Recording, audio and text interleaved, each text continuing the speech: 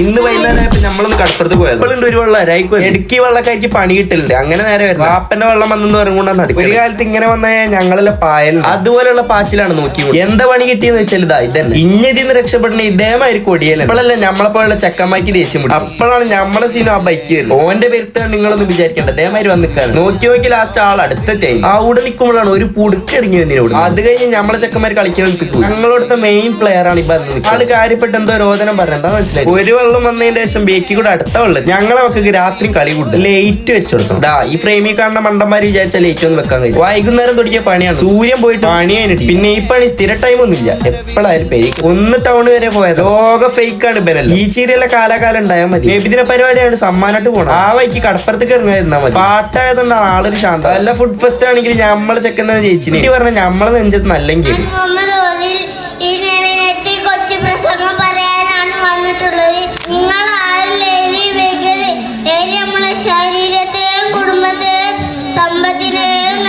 അപ്പൊ ഈ കുട്ടി പറഞ്ഞ കേട്ടില്ല. എന്നാ നമ്മള് പോട്ടെ.